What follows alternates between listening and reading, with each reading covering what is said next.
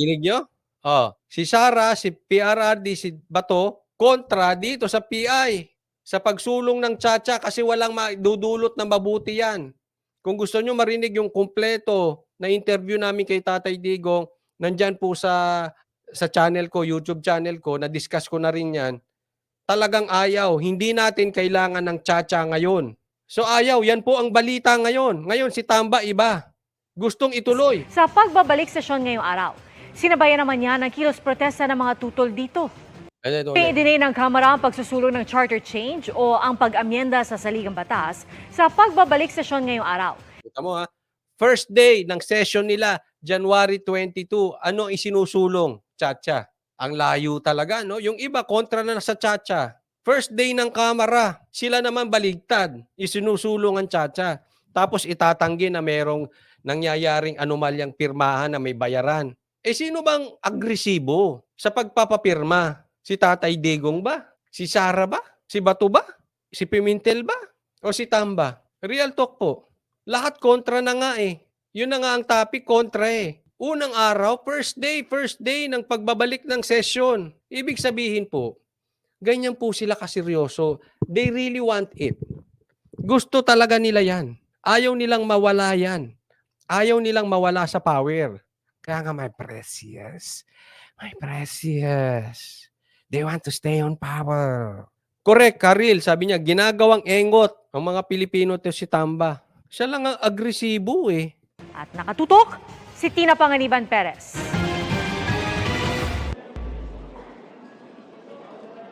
Sa kanyang mensahe sa pagbubukas ng sesyon ng Kongreso kanina, muling isinulong ni Naalala ko yung sinabi ni PRR, ni Tatay Digong.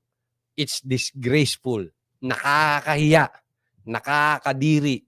Itong pagsulong ng tiyatsa. House Speaker Martin Romualdez ang charter change. Ayon kay Romualdez, pakikinabangan ng taong bayan at ng bansa ang tiyatsa dahil makakatulong ito para makatugon ang pamahalaan sa mga nagbabagong kondisyon. Sir, may tanong ako. Papakinabangan ng taong bayan o papakinabangan mo? Kasi hindi ka kasi yun nasabi, papakinabangan ang tiyatsa. Talaga. Hindi, tanong lang po yan, sir. Sino ba talaga ang totoong makikinabang? Yung real talk lang po. Ang taong bayan. Ako alam nyo, pasensya na po Sawang-sawa ako sa mga nagsasabing politiko, ito ay ginagawa ko para sa pakanan ng taong bayan. Sawang-sawa ako sa vlogger na nagsasabi, itong ginagawa ko ay sa pakanan ng taong bayan. Ang pakanan ng bayan ay hindi sinasabi, ginagawa, nararamdaman, nakikita ng taong bayan. Kahit hindi mo magsalita, kahit itanggi mo, alam ng taong bayan. Kaya ayoko nung nagsasalita. Ramdam po yan sa hapagkainan. Eh sabi nga dito, ang daming problema ng bansa natin, yan ang inaatupag nyo. Anong kinalaman yan? Kaysa pinag-aatupag nyo, paano bababa ang presyo, paano mahuhuli ang mga smuggler na ipinangako nyo huhulihin ninyo. Wala naman kayo nahuhuli. Wala nga kayong iniimbestiga ang smuggler dyan sa Kamara. Tulak kayo ng tulak mamaya, bukas. Meron na naman kayong sasabihing resolution kontra Duterte. Nako. Pwede ba yung asikasuhin nyo dyan sa Kamara? Yung may kanalaman naman sa sikmura ng taong bayan? Bago kayo magsablita na makikinabang ang taong bayan sa mga pinagagawa ninyo? Yun ang asikasuhin nyo? Tulong ito para makatugon ang pamahalaan sa mga nagbabagong kondisyon. Kasama sa mga dapat anyang tutukang probisyon ay ang para sa ekonomiya at pagpapapasok ng dayuhang negosyo. It is critical that we facilitate the entry of foreign capital and direct investments into our economy, and it's imperative that we re-examine the Constitution and carefully scrutinize pertinent economic provisions to eliminate the barriers that restrict potential growth. Sabi mo, kwento mo yan.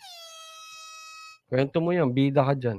May niwala pa ba kayo sa pinagsasabi nito? Bumuo kayo ng unit team, sinira nyo. Paano nyo ine-expect maniniwala ang taong bayan? Paano nyo ine-expect na yung taong bayan, ilan ba boto ni Sara? Ilan ba boto nyo? Sinuportahan ng taong bayan, bagamat hindi kami sumuporta dyan sa unit team. Pero maraming sumuporta sa unit team. Tapos, ginibanin nyo. Tapos ngayon, gusto nyo expect nyo ang taong bayan na maniwala. We cannot blame the people kung hindi sila maniwala ngayon sa mga ganyang-ganyang speech na yan. May ilang probisyon sa konstitusyon na naglilimita o nagbabawal sa foreign ownership sa ilang industriya. Ito ang nais tugunan ng resolution of both houses number 6 na inihain sa Senado kamakailan at planong ayunan ng Kamara. This signals a strong sense of unity and purpose. The Congress of the Philippines now acting as one body will eventually Palakpakan naman po dyan.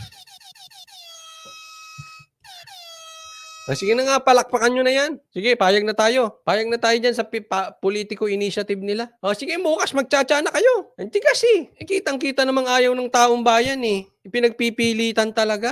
Sige na nga. Di rin naman kayo makikinig eh. Sabi ni Isla Apple, tanga na lang maniniwala kay Tamba. Hindi, di ba?